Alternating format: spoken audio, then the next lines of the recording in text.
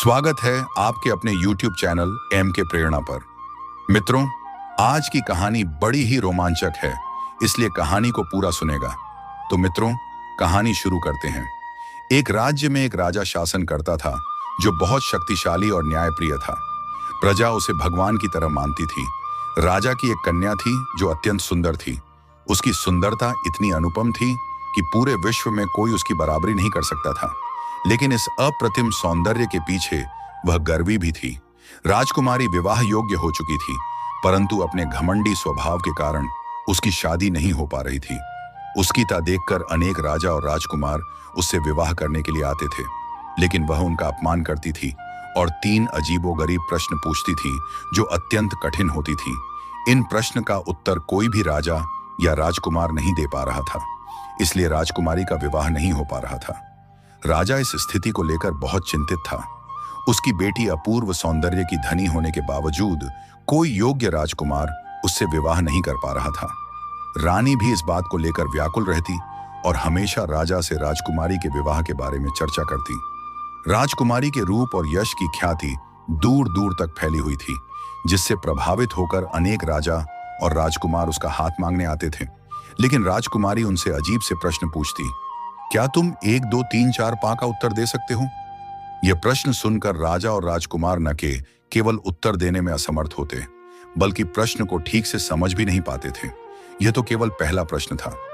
जब पहले ही प्रश्न का उत्तर कोई नहीं दे पाता था, तो आगे के प्रश्नों का उत्तर देने की तो बात ही दूर थी।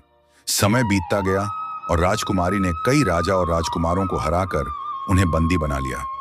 सिर्फ बंदी बनाना ही नहीं, बल्कि उनसे अनेक प्रकार के कार्य भी करवाने लगी।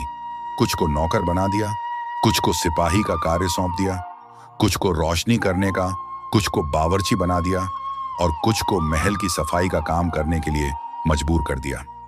राजकुमारी की इन हरकतों को देखकर राज्य की प्रजा कहने लगी, इतने न्यायप्रिय राजा के घर में इतनी घमंडी और अभिमानी राजकुमारी कैसे पैदा हो गई? पड़ोसी राज्य के राजा भी उतने ही शक्तिशाली और धर्मपरायण थे जितने कि इस राज्य के राजा। उनके 3 पुत्र थे जो सभी सुंदर, योग्य और होनहार थे। वे विभिन्न कलाओं और युद्ध विद्याओं में निपुण थे। उन तीनों में से सबसे छोटा राजकुमार विशेष रूप से बुद्धिमान और चतुर था। जब उस पड़ोसी राजा को यह पता चला कि एक अन्य राज्य में एक अपूर्व सुंदर राजकुमारी है, तो उन्होंने सोचा कि अपने तीनों पुत्रों में से किसी एक का विवाह उस राजकुमारी से करा दिया जाए। इस विषय पर चर्चा के लिए उन्होंने अपने एक सिपाही को उस राज्य के राजा के पास संदेश लेकर भेजा। सिपाही का कार्य यह था कि वह राजा को यह सूचित करें कि पड़ोसी राजा अपने तीनों राजकुमारों में से किसी एक को उनका दामाद बनाना चाहते हैं। हालांकि पड़ोसी राजा को यह भी झांक था कि राजकुमारी की शर्तें अत्यंत कठिन और अजय मानी जाती हैं, लेकिन उन्हें विश्वास था कि उनके तीनों पुत्रों में से कोई एक अवश्य ही उन शर्तों को पूरा कर सकेगा।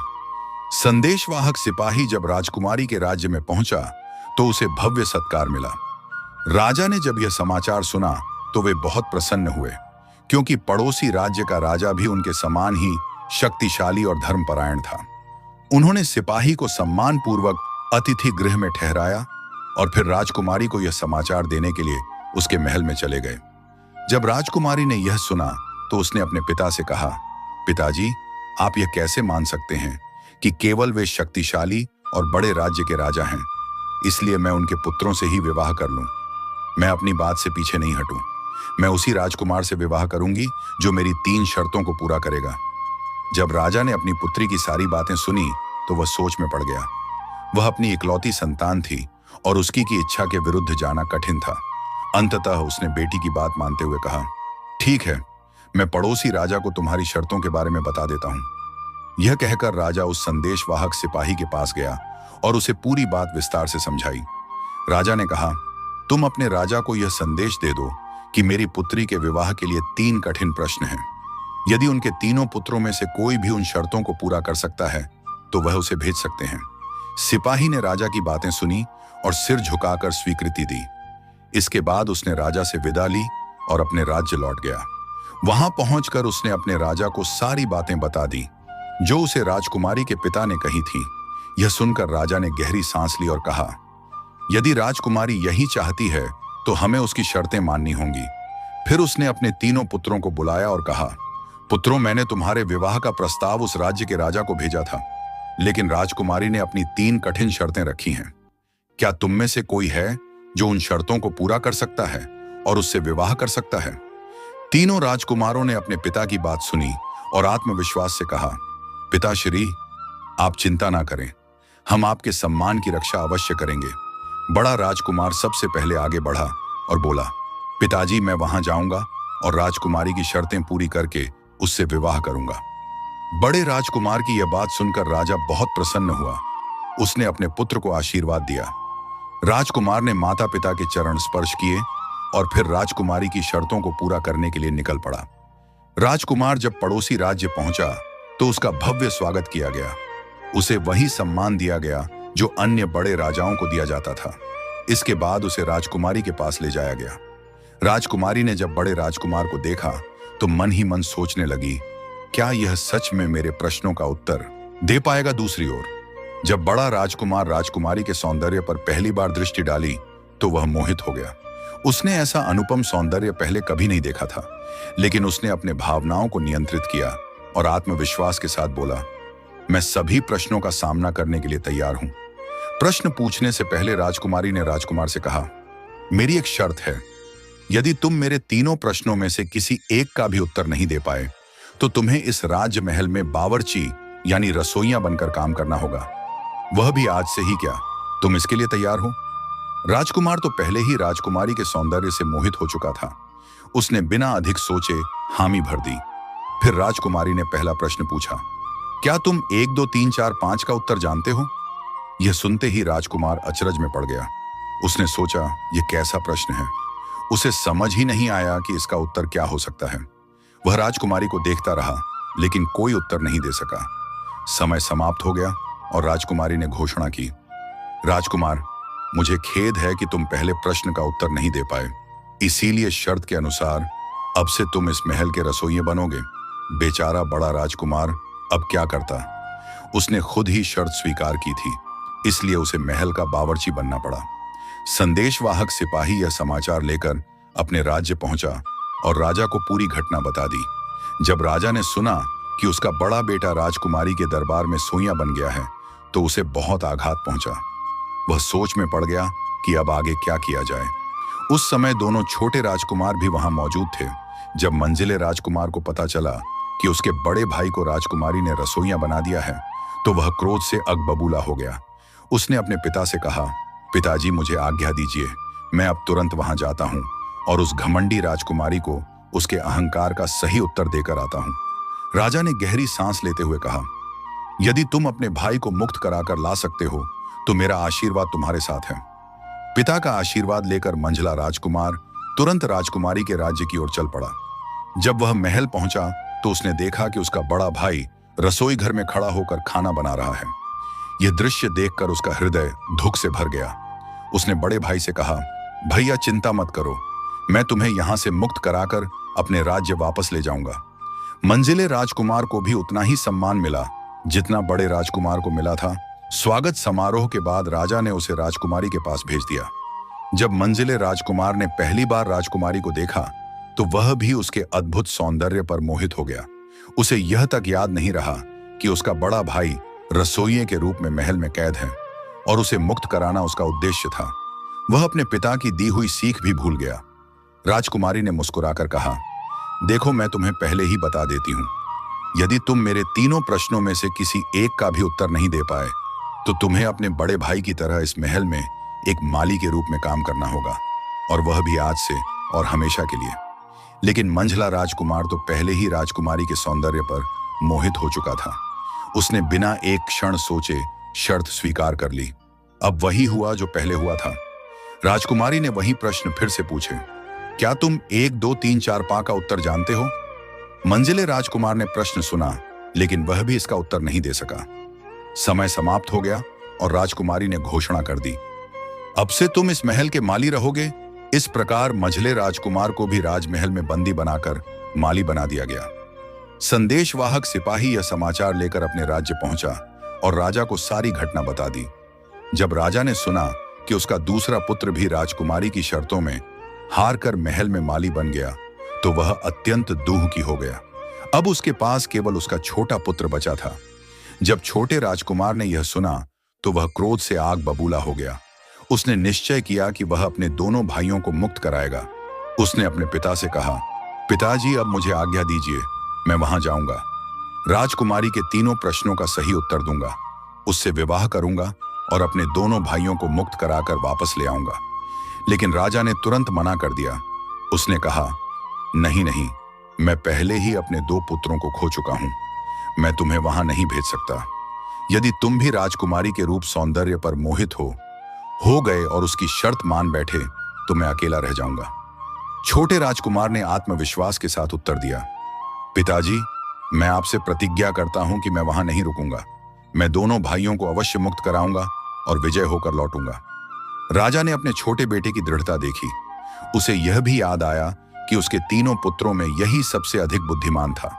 उसने आशा की एक किरण महसूस की और छोटे राजकुमार को जाने की अनुमति दे दी। पिता का आदेश और आशीर्वाद पाकर छोटा राजकुमार राजकुमारी के राज्य की ओर चल पड़ा। छोटा राजकुमार भी किसी से कम नहीं था, वह भी अत्यंत सुंदर और आकर्षक था। इतना कि उसके जैसा सुंदर राजकुमार पूरे विश्व में ढूंढे नहीं मिलता।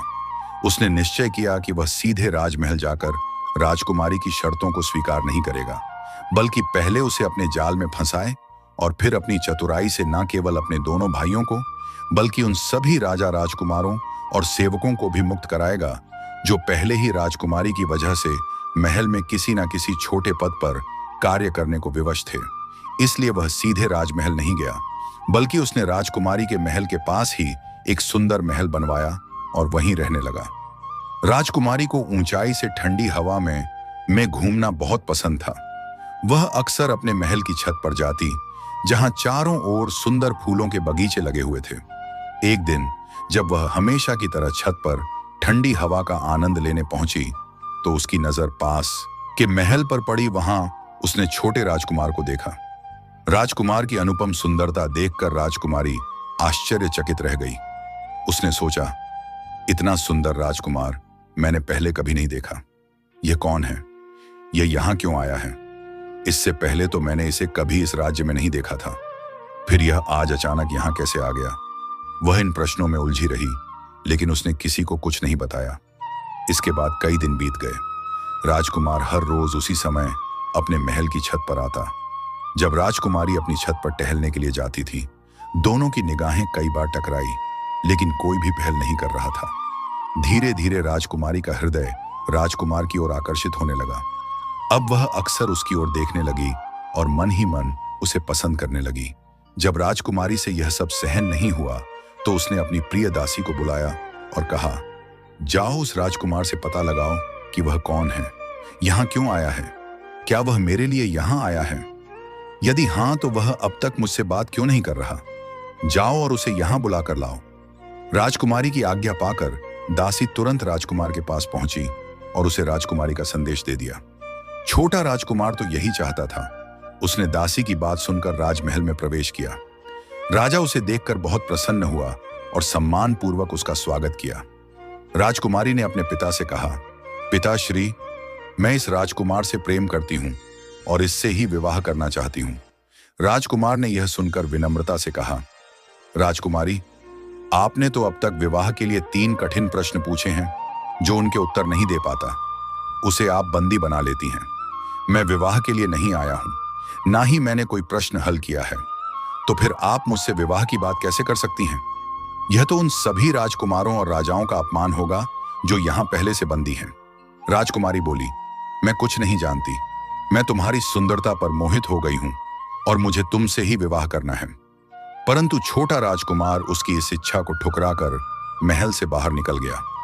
राजकुमारी को यह अस्वीकार अपमान जैसा लगा। वह क्रोध से जल उठी। अब वह राजकुमार को अपना प्रतिद्वंदी मानने लगी। उसने तुरंत संदेश भेजा, अगर तुम्हें अपने ज्ञान पर इतना गर्व है तो मेरे 3 प्रश्नों का उत्तर दो। यदि तुम इनका सही उत्तर दे सके तो मैं न केवल तुम्हारे दोनों भाइयों को बल्कि सभी बंदी बनाए गए राजकुमारों और राजाओं को मुक्त कर दूंगी। लेकिन यदि तुम असफल रहे तो तुम्हें भी मेरे अन्य बंदियों की तरह जीवन भर मेरा नौकर बनकर रहना होगा। छोटा राजकुमार तो यही चाहता था कि उसके लिए सुनहरा अवसर था। राजकुमारी की घमंड और उसकी शर्तों को तोड़ना और अपने भाइयों समेत सभी को मुक्त कराना उसने तुरंत चुनौती स्वीकार कर ली। जैसे ही यह समाचार फैला, पूरे राज्य में हलचल मच गई। सभी नागरिक और सेवक दरबार की ओर दौड़ पड़े। वे देखना चाहते थे कि क्या यह सुंदर और बुद्धिमान राजकुमार राजकुमारी के प्रश्नों का उत्तर दे पाएगा या फिर अन्य राजकुमारों की तरह बंदी बना लिया जाएगा। दरबार खचाखच भर गया। सभी की निगाहें छोटे राजकुमार पर थीं। अब राजकुमारी अपने सिंहासन पर बैठी थी और छोटे राजकुमार का सामना करने के लिए तैयार थी। राजकुमार बोली, तुम एक बार और सोच लो। यदि तुम मेरे प्रश्नों का उत्तर सही नहीं दे पाए तो तुम्हें जीवन भर मेरा नौकर बनकर रहना होगा। यदि तुम मेरे प्रश्नों का उत्तर सही नहीं दे पाए तो तुम्हें जीवन भर मेरा नौकर बनकर रहना होगा। छोटा राजकुमार मुस्कुराया और उत्तर दिया, सोचने की आवश्यकता तुम्हें है राजकुमारी। यदि मैं तीनों प्रश्नों का सही उत्तर दे दूं तो तुम्हारा क्या होगा। राजकुमारी को यह सुनकर क्रोध आया, लेकिन उसने अपने प्रश्न पूछने शुरू कर दिए। क्या तुम इसका अर्थ जानते हो? 1 2 3 4 5 छोटा राजकुमार हंसते हुए बोला, यह तो बहुत सरल प्रश्न है। इसका उत्तर सुनो। 1 से ओम की उत्पत्ति होती है। 2 से 2 पक्ष होते हैं, शुक्ल पक्ष और कृष्ण पक्ष। 3 से त्रिदेव की उत्पत्ति होती है। ब्रह्मा, विष्णु और महेश। 4 से 4 दिशाएं होती हैं। पूर्व, पश्चिम, उत्तर और दक्षिण 5 से पंच महाभूत होते हैं। भूमि, आकाश, अग्नि, वायु और जल। जब राजकुमार ने उत्तर दिया तो सभा में खुशी की लहर दौड़ गई। सभी सभासद बोले, यह तो सही उत्तर है। यह राजकुमार सच में बहुत बुद्धिमान है। परंतु राजकुमारी प्रसन्न नहीं थी। उसने क्रोध में आकर दूसरा प्रश्न पूछ लिया, ऐसी कौन सी चीज है जो जितनी बढ़ती जाती है उतना ही कम दिखाई देती है। राजकुमार मुस्कुराया और तुरंत उत्तर दिया, यह तो अंधकार है। अंधकार जितना बढ़ता है चारों ओर उतना ही कम दिखाई देता है। अब राजकुमारी सच में चिंतित हो गई थी। उसने सोचा, यह राजकुमार हर प्रश्न का उत्तर सही सही दे रहा है। क्या यह मेरे अंतिम प्रश्न का भी उत्तर दे देगा?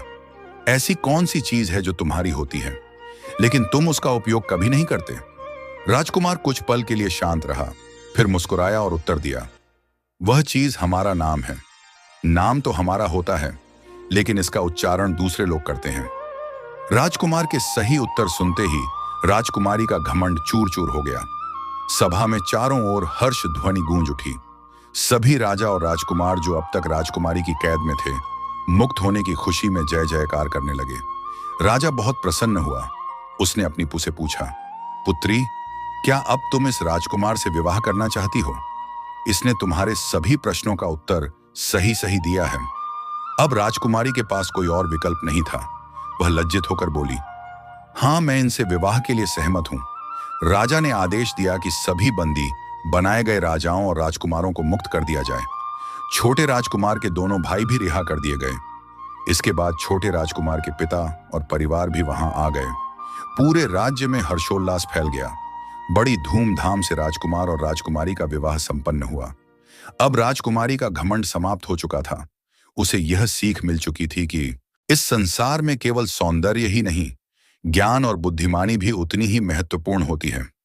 दोस्तों, आपको यह कहानी कैसी लगी? कमेंट करके जरूर बताइए। वीडियो अच्छी लगी है तो लाइक और शेयर करें। ऐसे नई कहानी के लिए हमारे चैनल एम के प्रेरणा को सब्सक्राइब जरूर करें। आपको किस तरह की कहानी पसंद है हमें जरूर बताइए, ताकि हम उसी तरह की वीडियो लेकर आएंगे। यदि आप हमारी पिछली कहानियां अब तक नहीं देखी हैं तो उसे भी एक बार जरूर देखें। जय श्री राधे राधे।